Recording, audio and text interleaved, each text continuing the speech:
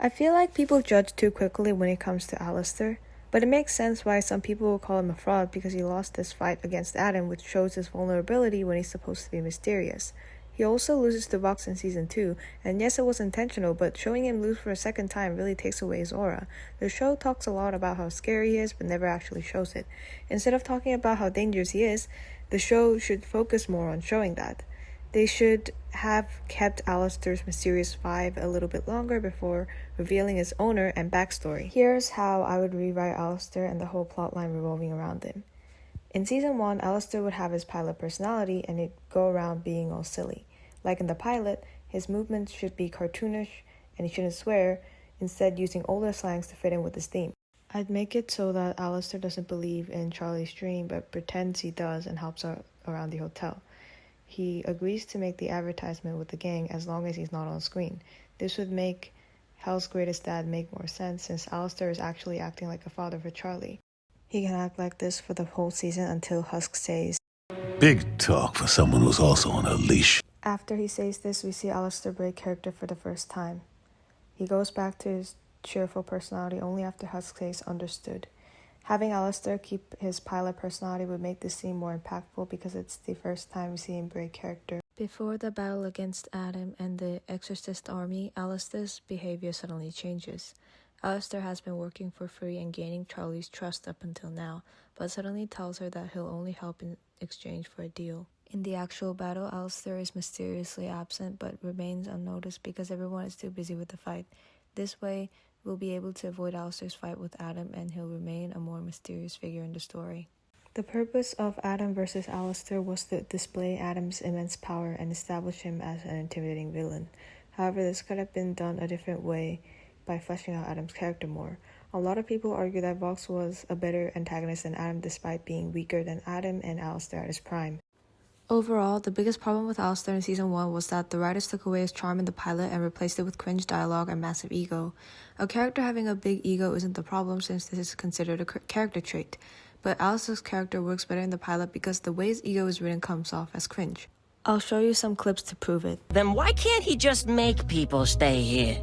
Oh, trust me, I can. Oh, Alastor, I think he's had enough. Nah, he's got a few more hits in him. I definitely remember you now. Not many people have been able to take even this much off me. It's time I remind everyone why I am here. Not to mess with the radio demon. I will devour each and every one of you. Don't get me wrong, there are some of his moments in Season 1 that I liked, but you get the idea. So yeah, that was how I'd rewrite Season 1 Alastor. Now I'll try to rewrite Season 2 Alastor. Here's how I think Season 2 Alastor should have gone. Alastor's deal with Rosie should have been, let me be known as the strongest sinner in hell, and not make me the strongest sinner in hell. Because the strongest sinner in hell deal doesn't make sense since Alastor is stronger than Vox, even after Charlie says otherwise. In order to free himself from Rosie, Alastor decides to go to Vox to propose a deal. He does this without a fight. His deal is that he'll join the V's temporarily and admit to the sinners of hell that Vox is right about the hotel, and that hell needs to rebel against heaven. In exchange, Vox cannot do anything to him until he has taken over heaven.